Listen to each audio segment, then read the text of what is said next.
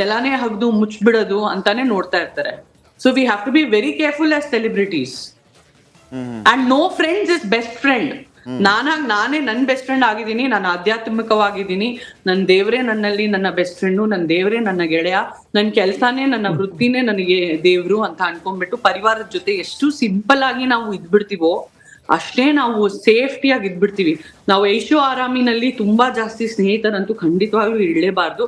ಇಲ್ಲಾಂದ್ರೆ ನಮಗೆ ಆ ಸ್ನೇಹಿತನೇ ಅಥವಾ ನಮ್ಮ ಕಂಪ್ಯಾನಿಯನ್ಸೇ ನಮಗೆ ನಮ್ಮ ಒಂದು ಒಟ್ಟುಸೆ ಕೆಟ್ಟ ಕಾಲ ಬದುಕಿರೋರ್ನೇ ಸಾಯಿಸ್ಬಿಡ್ತಾರೆ ಈ ತರ ಮಾಡ್ಬಿಟ್ಟು. ನನಗೂ ರಿಕವರ್ ಆಗ್ಲಿಕ್ಕೆ ಇಷ್ಟ ಇರ್ಲಿಲ್ಲ, ಈಗ ಬಂದ್ಬಿಟ್ಟು ಅಜ್ಜಿ ತರ ಕತೆಗಳು ಹೇಳ್ತಾ ಇದ್ದೀನಿ. ಬಟ್ ನನಗಾಗಿದ್ದ ಡಿಪ್ರೆಷನ್ ಮಾತ್ರೆಗಳು ತಗೊಂಡಿದ್ದು, ನನಗಾಗಿದ್ದ ಅವಮಾನ ನನಗ್ ಗೊತ್ತಿದೆ. It's very very painful. ನನ್ ಜಾಗದಲ್ಲಿ ಬೇರೆ ಯಾರಾದ್ರೂ ಇದ್ದಿದ್ರೆ ನಾನು 2 ವಿಷಯದ ಡೌಟ್ ಇಲ್ಲ ನನಗೆ ನೇಣೆ ಹಾಕೊಂಡ್ಬಿಡ್ತಾ ಇದ್ರು. ಇಷ್ಟು ಅವಮಾನ ಆದ್ಮೇಲೆ ಹೇಗ್ ನಿಂತ್ಕೊಬೇಕು. ಬಟ್ ನಾನು ಸತ್ರುನುವೆ ನಾನ್ ನಿರ್ದೋಷಿ ಅಂತ ನಾನ್ ಸಾಬೀತ್ ಮಾಡ್ಬಿಟ್ಟೆ ಸಾಯ್ತೀನಿ. ನಾನ್ ತಪ್ಪು ಮಾಡಿಲ್ಲ ಅಂದ್ರೆ ನಾನ್ ಯಾಕೆ ಮುಜುಗ್ರ ಪಡ್ಬೇಕು, ನಾನ್ ತಪ್ಪು ಮಾಡಿಲ್ಲ ಅಂದ್ರೆ ನಾನ್ ಯಾಕೆ ದಿನನಿತ್ಯ ನನ್ನಲ್ಲೇ ಸಾಯ್ಬೇಕು, ನಾನ್ ನಿಂತ್ಕೊಂಡು ತೋರಿಸ್ತೀನಿ ಅಂತ ನನ್ನಲ್ಲಿ ಹಠದಲ್ಲಿ ನಾನ್ ಬಂದ್ ನಿಂತೆ. ನಾನು ಆಚೆ ಬಂದ್ರೆ ನನ್ ಗಂಡಿಗೆ ನಾನ್ ಚಾಲೆಂಜ್ ಮಾಡಿದೆ, ನೀವ್ ವೈದ್ಯರಲ್ಲ, ನನ್ನಿಂದ ನಿಮ್ ಮರ್ಯಾದೆ ಹೋಗಿದೆ, ನನ್ನಿಂದ ನಿಮ್ ಹೆಸರು ಹತ್ತಷ್ಟು ನಾನ್ ಮಾಡಾದ್ಮೇಲೆನೆ ನಾನ್ ಸಾಯೋದು. ಇದ್ ನನ್ ಮಾತು ತಗೊಳ್ಳಿ ನೀವು. ನನ್ ತಂದೆ ತಾಯಿ ಹೆಸರು ಮುಖ ನೋಡ್ದೆ ನಾನು. ನನ್ ಮನೇಲಿ ದೊಡ್ಡ ಮಗಳು, ನನಗೆ ಯಾರು ಅಣ್ಣ ಇಲ್ಲ ಅಥವಾ ಯಾರು ತಮ್ಮ ಇಲ್ಲ, ನಾನೇ ನನ್ ತಂದೆ ತಾಯಿ ನಾನು ಸಾಕ್ಬೇಕು. ನಾನ್ ಸತ್ತೋದ್ರೆ ಅವ್ರಿಗೆ ಯಾರು ಇರ್ತಾರೆ, ಅವ್ರ ಜೀವಿತವಾಗಿದ್ದೇ ಸತ್ತೋಗ್ತಾರೆ ನಾನ್ ಸತ್ತೋದ್ರೆ ಅಂತ. ಇದೆಲ್ಲಾ ವಿಷಯಗಳು ನನಗ್ ಕಾಡಿ ನನ್ನ ಬೆನ್ನ ನಾನೇ ಗಟ್ಟಿ ಮಾಡಿ ನಾನೇ ನಿಂತ್ಕೊಂಡು ತೋರ್ಸಿದೀನಿ. ಸೊ ನನ್ನಂತ ಒಂದು ಮಹಿಳೆಗೆ ಇಷ್ಟು ಒಂದು ಗತ್ತಿದ್ರೆ ಅವ್ರಂತೂ ಚಾಲೆಂಜಿಂಗ್ ಸ್ಟಾರ್ ದರ್ಶನ್.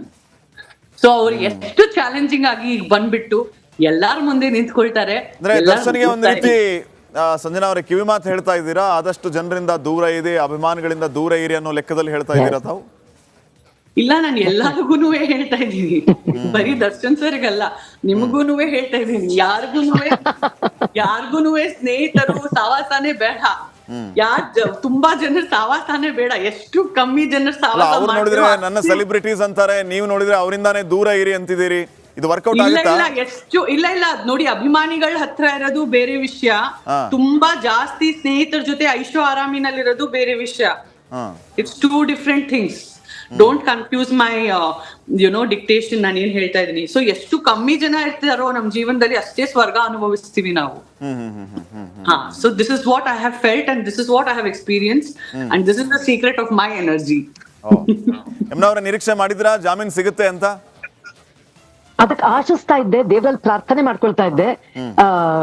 ತುಂಬಾ ಖುಷಿ ಆಯ್ತು, ನಿಜವಾಗ್ಲೂ ಬಹಳ ಖುಷಿ ಆಯ್ತು. ಇದಕ್ಕೆ ನಾನು ಬಿಗ್ ಬಾಸ್ ಮನೆಯಿಂದ ಬೇಗ ಬಂದೆ ಅಂತ ಇವಾಗ ಅನ್ನಿಸ್ತಾ ಇದೆ, ಖುಷಿ ಆಗ್ತಾ ಇದೆ. ಈ ದಿನ ನಾನು ನೋಡ್ಬೇಕು ಅಂತ ನಿಜವಾಗ್ಲೂ ಕಾಯ್ತಾ ಇದ್ದೆ. ಅಂಡ್ ಇಲ್ಲ, ತುಂಬಾ ಸಂತೋಷ ಆಯ್ತು ನನಗೆ. ದರ್ಶನ್ಗೆ ಜಾಮೀನ್ ಸಿಕ್ಕಿದೆ ಅನ್ನೋ ವಿಚಾರ ಕೇಳಿ ಬಂದ್ಬಿಡ್ತಿದ್ರು ಏನೋ ಆಚೆ? ಅಲ್ಲೇನು ಗೊತ್ತಾಗಲ್ವಲ್ಲ, ಸೊ ಹಾಗಾಗಿ ಏನು ಗೊತ್ತಾಗ್ತಿರ್ಲಿಲ್ಲ. ಬಟ್ ಮನ್ಸಲ್ಲೆಲ್ಲೋ ಇತ್ತು ಡೆಫಿನೆಟ್ ಆಗಿ ಬರ್ತಾರೆ ಅಂತ. ಯಾಕಂದ್ರೆ ನೋಡಿ, ನಮ್ಮ ದೇಶದ ನ್ಯಾಯಾಂಗದ ಬಗ್ಗೆ, ಆಮೇಲೆ ಎಷ್ಟು ಡಿಪಾರ್ಟ್ಮೆಂಟ್ ಗಳು ಕೆಲಸ ಮಾಡಿದ್ದಾರೆ. 1 ವಾರ 2 ವಾರ ಅಲ್ಲ, 6 ತಿಂಗಳು ತಗೊಂಡು ಅಷ್ಟು ಡೀಟೇಲ್ ಆಗಿ ಕೆಲಸ ಮಾಡಿದ್ದಾರೆ ಅಂದ್ರೆ ಡೆಫಿನೆಟ್ ಆಗಿ ಅವ್ರಿಗೆ ಗೊತ್ತಿರುತ್ತೆ ಏನ್ ಅನೌನ್ಸ್ ಮಾಡ್ಬೇಕು, ಏನ್ ಲಾ ಕೊಡ್ಬೇಕು, ಏನ್ ನಿರೀಕ್ಷೆ ಮಾಡ್ಬೇಕು ಅನ್ನೋದು ಅವ್ರಿಗೆ ಗೊತ್ತಿರೋದ್ರಿಂದ ಅದ್ರ ಮೇಲೆ ಯಾವತ್ತು ಕಮೆಂಟ್ ಮಾಡಕ್ ಹೋಗಿರ್ಲಿಲ್ಲ. ಬಟ್ ನಿರೀಕ್ಷೆ, ದೇವರಲ್ಲಿ ಪ್ರಾರ್ಥನೆ ಅಂತೂ ಮಾಡ್ತಾ ಇದ್ದೆ, ಈ ರೀತಿಯಾದಂತ ಒಂದು ದಿನ ಬೇಗ ನೋಡಕ್ ಸಿಗ್ಲಿ ಅಂತ. ತುಂಬಾನೇ ಸಂತೋಷ ಆಯ್ತು. ಯಾಕಂದ್ರೆ ನೋಡಿ, ಫೋರೆನ್ಸಿಕ್ ಡಿಪಾರ್ಟ್ಮೆಂಟ್ ಆಯ್ತು, ಪೊಲೀಸ್ ಡಿಪಾರ್ಟ್ಮೆಂಟ್ ಆಯ್ತು, ನೀವೇ ನೋಡ್ತಾ ಇದ್ದೀರಾ, ನಮ್ ನ್ಯಾಯಾಂಗ ಆಯ್ತು, 6 ತಿಂಗಳು ಎಷ್ಟು ಕೆಲಸ ಮಾಡಿದ್ದಾರೆ. ಎಸ್ಪೆಷಲಿ ಈ ಕೇಸ್ ಮೇಲೆ ಸಿಕ್ಕಾಪಟ್ಟೆ ಕೆಲಸ ಮಾಡಿ ಅಗದು ತೆಗೆದಿದ್ದಾರೆ ಪ್ರತಿಯೊಂದನ್ನು. ಹಾಗಾಗಿ ಐ ಬಿಲೀವ್ಡ್ ಇನ್ ನಮ್ಮ ಲಾ ಅಂಡ್ ಆರ್ಡರ್ ಬಗ್ಗೆ ನಂಗೆ ನಂಬಿಕೆ ಇತ್ತು, ಇದೆ, ಇರತ್ತೆ. ಸಂಜನಾ ಅವರೇ, ಬಹಳ ಖುಷಿಯಲ್ಲಿದ್ರಿ ತಾವು, ಬಹಳ ಎಕ್ಸೈಟ್ ಆಗಿದ್ರಿ. ದರ್ಶನ್ ಅವ್ರನ್ನ ಮೀಟ್ ಆಗೋದಕ್ಕೆ ಬಹಳ ತುದಿಗಾಲಲ್ಲಿ ಕಾಯ್ತಿದ್ದೀರಿ ಅಂತ ಅನ್ಸುತ್ತೆ. ಮೀಟ್ ಆಗ್ತೀರಾ? ಯಾವಾಗ ಆಗ್ತೀರಿ? ಈಗಿಲ್ಲ, ಈಗ ಆರೋಗ್ಯ ಸರಿ ಇಲ್ಲ. ಆಫ್ಟರ್ 1.5 ಮಂತ್ ವಿಜಯಲಕ್ಷ್ಮಿ ಅವ್ರಿಗೆನೆ ಕರೆ ಮಾಡ್ಬಿಟ್ಟು ಹೋಗ್ಬಿಟ್ಟು ಭೇಟಿ ಆಗ. ಫೋನ್ ಮಾಡಿದ್ರಾ? ನಾನ್ ಮಾತಾಡ್ದೆ, ವಿಜಯಲಕ್ಷ್ಮಿ ಮೇಡಮ್ ಹತ್ರ ಮಾತಾಡ್ದೆ. ಏನ್ ಹೇಳಿದ್ರು? ಇಲ್ಲ, ಇದು ಒಂದ್ ಫೋನ್ ಮಾಡೋ ಸಮಯ ಇಲ್ಲ ಆಕ್ಚುಲಿ. ಮತ್ತೆ ಹಾಫ್ ಬೇಲ್ ಸಿಕ್ಕಿತ್ತು ಅವ್ರಿಗೆ, ಅವ್ರ ಟೆನ್ಷನ್ ಅಲ್ಲೇ ಇರ್ತಾರೆ. ಅದು ಭೇಟಿ ಆಗೋ ಸಮಯನೂ ಇಲ್ಲ. ಪ್ರತಿ ಒಂದು ಒಳ್ಳೆ ಕೆಲ್ಸಕ್ಕೆ ಒಂದು ಒಳ್ಳೆ ಸಮಯ ಅಂತ ಇರುತ್ತೆ. ಅವ್ರ ಹತ್ರ ಇರೋ ಕಾಲನೇ ಇಷ್ಟು ಕಮ್ಮಿ, ಅದ್ರಲ್ಲೂ ನಾವು ಹೋಗ್ಬಿಟ್ಟು ಅವ್ರಿಗೆ ಸಮಯ ತಗೊಳ್ಳೋದು ಖಂಡಿತವಾಗ್ಲೂ ತಪ್ಪಾಗತ್ತೆ. ಮಾತಾಡಿದಾಗ ಏನ್ ಹೇಳಿದ್ರು ಸಂಜನಾ ಅವರೇ? ಇಲ್ಲ, ಪ್ರೇ ಮಾಡ್ತಾ ಇದ್ವಿ ಎಲ್ಲಾರು, ವಿಜಯ್ ಅವರೇ ಅಷ್ಟೇ ಅಂತ ಹೇಳಿದೆ, ಬರೀ ಏನು ಹೇಳಿಲ್ಲ. ಅವ್ರು ತುಂಬಾ ಟೆನ್ಷನ್ ಅಲ್ಲಿ ಇದ್ರು, ಅವ್ರ ಟೆನ್ಷನ್ ಅಲ್ಲೇ ಇದ್ರು. ಸೊ ಅವ್ರಿಗೆ ಇಲ್ಲ ನಾವೆಲ್ಲ ಇದೀವಿ, ಜೊತೆಗಿದೀವಿ, ಡೋಂಟ್ ವರಿ, ಪ್ರೇಯರ್ ಮಾಡ್ತಾ ಇದೀವಿ ಎಲ್ಲರೂ ಅಂತ ಅಷ್ಟೇ ಹೇಳ್ದೆ. ಅಂಡ್ ಯಾವಾಗ್ಲೂ ಇರ್ತೀವಿ ನಾವ್ ಜೊತೆಗೆ. ಈ ಕೇಸ್ ಇನ್ನೇನ್ ಮುಗಿಲೂ ಬೇಕು ದೇವ್ರ ದಯೆಯಿಂದ. ಆದಷ್ಟು ಇದು ಟ್ರಯಲ್ಗೂ ಹೋಗ್ಬಾರ್ದು, ಈ ಕೇಸ್ ರದ್ದಾಗ್ಬೇಕು, ದರ್ಶನ್ ಅವರ ಪರವಾಗಿ ಆಗ್ಬೇಕು ಅಂತ ನಾನು ಈಗ್ಲೂ ನಿಮ್ ಚಾನೆಲ್ ಅಲ್ಲಿ ಕುತ್ಕೊಂಡು ದೇವ್ರಲ್ಲಿ ಕೇಳ್ಕೊಳ್ತಾ ಇದ್ದೀನಿ. ಯಮುನಾ ಅವರೇ, ತಾವೇನ್ ಹೇಳ್ತೀರಿ ಈ ವಿಚಾರಕ್ಕೆ? ಸೇಮ್ ಕ್ವಶನ್ ತಮ್ಗೆ, ಅಂದ್ರೆ ಯಾವಾಗ ಭೇಟಿ ಆಗ್ತೀರಿ ಅನ್ನೋಂಥ ಪ್ರಶ್ನೆ ಜೊತೆಗೆ ತಾವೇನಾದ್ರೂ ವಿಜಯಲಕ್ಷ್ಮಿ ಅವರಿಗೆ ಫೋನ್ ಮಾಡಿ ಮಾತಾಡಿದ್ರಾ ಈ ವಿಚಾರವಾಗಿ? ಇಲ್ಲ ನೋಡಿ, ಈ ವಿಚಾರದಲ್ಲಿ ನಾನು ಎಂದೂ ದರ್ಶನ್ ಸರ್ನ ಭೇಟಿ ಆಗೋದಕ್ಕೆ ಪ್ರಯತ್ನ ಪಡ್ಲೇ ಇಲ್ಲ. ನನ್ನ ಅದೃಷ್ಟನೋ ಏನೋ ಗೊತ್ತಿಲ್ಲ, ಯಾವಾಗಾದ್ರೂ ಆಸೆ ಪಟ್ಟಾಗ ಅವ್ರನ್ನ ಭೇಟಿ ಮಾಡ್ಬೇಕು ಅಂತ, ಅದು ಹೇಗೋ ಗೊತ್ತಿಲ್ಲ, ನನ್ನ ಕಣ್ಣೆದ್ರಿಗೆ ಬರ್ತಾರೆ. ಸಿನಿಮಾ ಮಾಡುವಾಗ 2 ಸಲ ಸಿಕ್ಕಿದ್ರು ಅವ್ರದ್ದೇ ಸಿನಿಮಾದಲ್ಲಿ. ನಂತರ ನೋಡಿ, ನಾನು ಫ್ಯಾಮಿಲಿ ವೆಕೇಶನ್ ಮಡಿಕೇರಿಗೆ ಹೋಗುವಾಗ ಮೈಸೂರಲ್ಲಿ ಸುಮ್ನೆ ಒಂದ್ ಬ್ರೇಕ್ ತಗೊಂಡಿದ್ವಿ, ನಮ್ ಫ್ಯಾಮಿಲಿ, ನನ್ನ ಹಸ್ಬೆಂಡ್, ನಾನು, ಮಗಳು ಎಲ್ಲ. ಆ ಸಮಯದಲ್ಲಿ ನಾವಿದ್ದದ್ದು ಹೋಟೆಲ್ ಅಲ್ಲೇ ಅವ್ರಿದ್ರು. ನಾವು ಒಳಗಡೆ ಹೋಗೋದಕ್ಕೂ ಅವ್ರು ಹೊರಗಡೆ ಬರೋದಕ್ಕೂ ಒಂದೇ ಆಗಿದ್ರಿಂದ ಅಲ್ಲಿ 7 ವರ್ಷಗಳ ನಂತರ ಅವರು ಸಿಕ್ಕಿ ಭೇಟಿ ಮಾಡಿದ್ದು ಬಹಳ ಸಂತೋಷ ಆಯ್ತು. ಇದೇ ಪ್ರಶ್ನೆ ನನಗೆ ಯಾರೋ ಕೇಳಿದ್ರು ಹೋದ್ ತಿಂಗಳು, ಅವರ ಹೆಲ್ತ್ ರೀಸನ್ಗೆ ಹೊರಗಡೆ ಬಂದಾಗ ಭೇಟಿ ಮಾಡ್ತೀರಾ ಅಂತ. ನಾ ಹೇಳಿದೆ, ಅವ್ರಿಗೆ ಈಗ ಡಿಸ್ಟರ್ಬ್ ಮಾಡೋದು ಖಂಡಿತವಾಗಿಯೂ ಸಮಂಜಸ ಅಲ್ಲ. ಯಾಕಂತಂದ್ರೆ ಅವರೇ ಸಿಕ್ಕಾಪಟ್ಟೆ ಟೆನ್ಷನ್ ಇರ್ತಾರೆ, ಹೆಲ್ತ್ ಇಶ್ಯೂಸ್, ಅದು ಇದು. ಇವಾಗ ಅವ್ರಿಗೆ ಕಾಲ್ ಮಾಡೋದು ಸರಿ ಇಲ್ಲ. ಅವ್ರಿಗೆ ಫ್ಯಾಮಿಲಿ ಟೈಮ್ ಕೊಡ್ಬೇಕು, ಪ್ರೈವಸಿ ಕೊಡ್ಬೇಕು. ನನ್ನ ಅದೃಷ್ಟ ನೋಡಿ, ಹೋದ್ ವಾರ ಒಂದು ಸಿನಿಮಾದಲ್ಲಿ ಶೂಟಿಂಗ್ ಮಾಡ್ಬೇಕಾದ್ರೆ ತುಂಬಾ ನೆನಪಿಸ್ಕೊತಾ ಇದ್ದೆ ಹೀಗೇನೆ, ದರ್ಶನ್ ಸರ್ಗೆ ಬೇಗ ಹುಷಾರಾಗ್ಲಪ್ಪ ಅಂತ. ಅದ್ರಲ್ಲಿರುವಂತಹ ಒಬ್ಬ ಕ್ಯಾಮ್ರಾ ಟೆಕ್ನಿಷಿಯನ್ ಅವ್ರ ಕೈ ಮೇಲೆ ದೊಡ್ಡದಾಗಿ ಟ್ಯಾಟೂ ಹಾಕಿಸ್ಕೊಂಡಿದ್ರು, ಡಿ ಬಾಸ್ ಅಂತ. ಸೊ ನನಗೆ ಅಲ್ಲೇ ದರ್ಶನ್ ಸರ್ನ ನೋಡಿದಾಗ ಆಯ್ತು.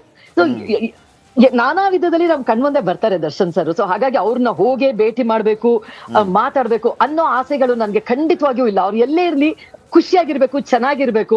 ಮಗು ತರ ಮನಸ್ಸಿದೆ, ಅದು ಸ್ವಲ್ಪ ಅವ್ರನ್ನ ಚೂರು ಈಗ ಸಂಜನಾ ಅವ್ರು ಹೇಳ್ದಾಗೆ ಅವರು ಸ್ವಲ್ಪ ಇವಾಗ್ಲಾದ್ರೂ ಒಂದ್ ಸ್ವಲ್ಪ ಕಡಿವಾಣ ಹಾಕೊಂಡು ಇದ್ದು ಬಿಟ್ರೆ ಸಾಕು ಅಂತ ನಾನು ಅದನ್ನು ಪ್ರಾರ್ಥಿಸ್ತೀನಿ. ಬಹುಶಃ ತಾವಿಬ್ರು ಭೇಟಿಯಾದಾಗ ದರ್ಶನ್ ಅವ್ರಿಗೆ ಈ ಕಿವಿ ಮಾತು ಹೇಳ್ತೀರಿ ಅಂತ ಅನ್ಕೊಂಡಿದ್ದೀನಿ ನಾನು. ಯಾರು ಕಿವಿ ಮಾತು ಹೇಳೋಷ್ಟು ದೊಡ್ಡವರಿಲ್ಲ, ನಾವು ಪ್ರಯೋಜನ ಆಗಲ್ಲ. ಅವ್ರಿಗೆ ಡೈರೆಕ್ಟ್ ಆಗಿ ಹೇಳಿದ್ರೆ ಅವ್ರಿಗೆ ಪ್ರಯೋಜನ ಆಗ್ಬೋದೇನೋ ಅಂತ ನಾನು ಮಾಡಲ್ಲ. ನಾನು ಯಾರಿಗೂ ಈಗ ಗೊತ್ತಾಗಿರುತ್ತೆ, ನಾನ್ ಯಾರಿಗೂನು ಕಿವಿ ಮಾತು ಇಲ್ಲ ನೋಡಿ, ನಮ್ ಮಕ್ಳಿಗೆ ನಾವ್ ಹೇಳೋದ್ ಕಷ್ಟ,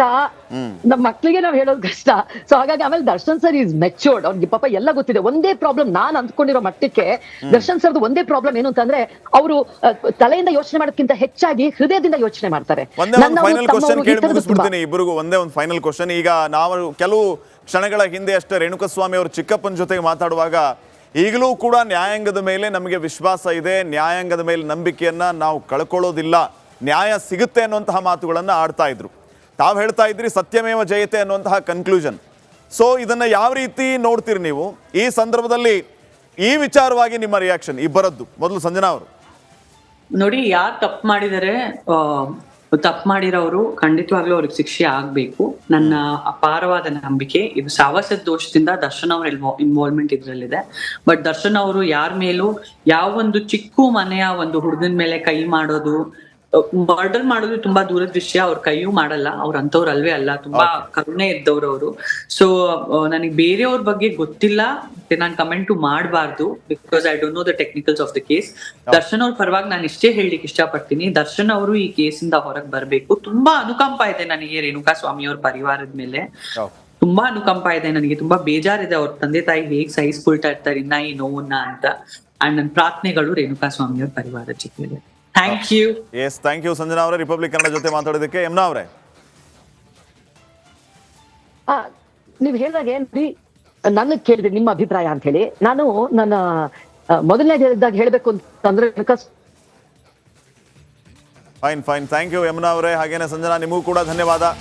ತಮ್ಮ ಅಭಿಪ್ರಾಯವನ್ನ ವ್ಯಕ್ತಪಡಿಸ್ತಾ ಇದ್ರು ರಿಪಬ್ಲಿಕ್ ಕನ್ನಡ ಜೊತೆಗೆ ಮಾತಾಡುವಾಗ. ದರ್ಶನ್ಗೆ ಬೇಲ್ ಸಿಗ್ತಾ ಇದ್ದಂತೆ ಅಭಿಮಾನಿಗಳು ಖುಷಿಯಾಗಿದ್ದಾರೆ.